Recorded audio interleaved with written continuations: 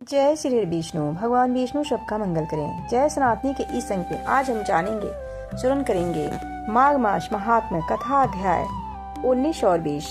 माघ मास महात्म्य के 18वें अध्याय में ऋषि पुत्र द्वारा काम रूपी अप्सराओं को योग बल से पराजित करने की कथा है।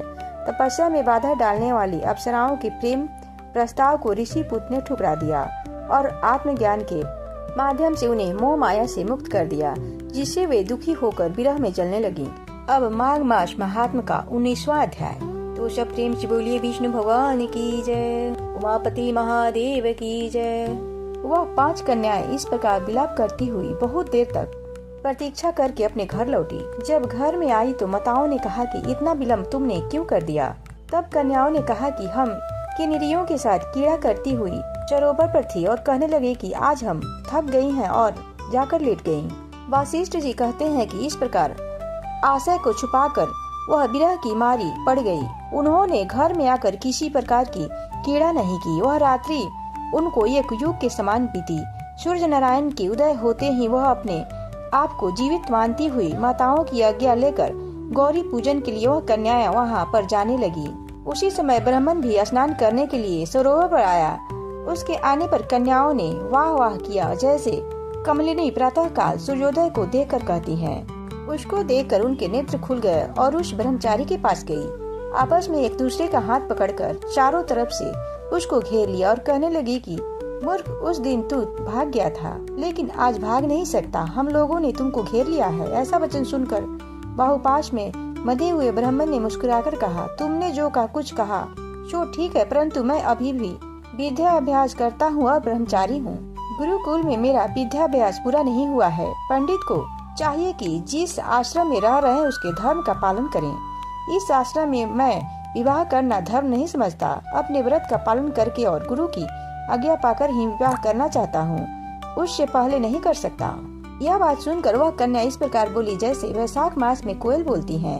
वह कहने लगे कि धर्म से अर्थ और अर्थ से काम और काम से धर्म के फल का प्रकाश होता है। ऐसा ही पंडित लोग और शास्त्र कहते हैं। हम काम सहित धर्म की अधिकता से आपके पास आए हैं, सो आप पृथ्वी के सब भोगों को भोगिए। उस ब्राह्मण ने कहा कि तुम्हारा वचन सत्य है, किंतु मैं अपने व्रत को समाप्त करके ही विवाह कर सकता हूँ, पहले नहीं कर सकता।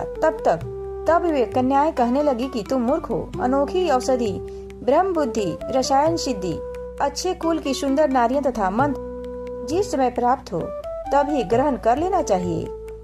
कार्य को टालना अच्छा नहीं होता। केवल भाग वाले पुरुष ही प्रेम से पूर्ण अच्छे कुल से उत्पन्न स्वयं वर चाहने वाली कन्याओं को प्राप्त होते हैं।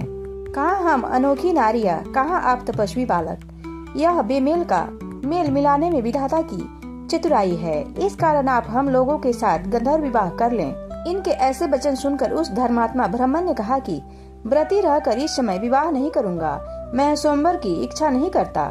इस प्रकार उसके वचन सुनकर उन्होंने एक दूसरे का हाथ छोड़कर उनको पकड़ लिया। सुशील और सुस्वरा ने उनकी भुजाओं को पकड़ लिया। सुतारा ने आलिंगन किया और चंद्रिका ने उनका मुख चूम लिया। परंतु फिर उसने क्रोधित होकर उनको श्राप दिया कि तुम डायन की तरह मुँह से चिपटी हो, इस कारण पिचासनी हो जाओ। ऐसे श्राप देने पर वह उसको छोड़कर अलग खड़ी हो गई। उन्होंने कहा कि हम निरपराधियों को वृथा क्यों श्राप दिया। तुम्हारी इस धर्माज्ञता पर धिक्कार है। प्रेम करने वालों से बुराई करने वालों का सुख दोनों लोकों में नष्ट हो जाता है, इसलिए तुम भी हम लोगों के साथ पिशाच हो जाओ। तब वे आपस में क्रोध से उस सरोवर पर पिशाच पिशाचनी हो गए और बस पिशाच पिशाचनी कठिन शब्दों से चिल्लाते हुए अपने कर्मों को भोगने लगे।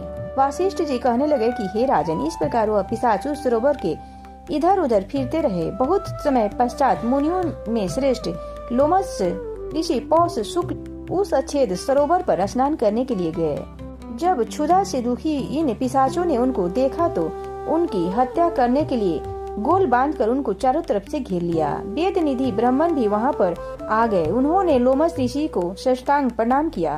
वे पिशाच ऋषियों के तेज के सामने ठहर न सके और दूर जाकर खड़े हो गए।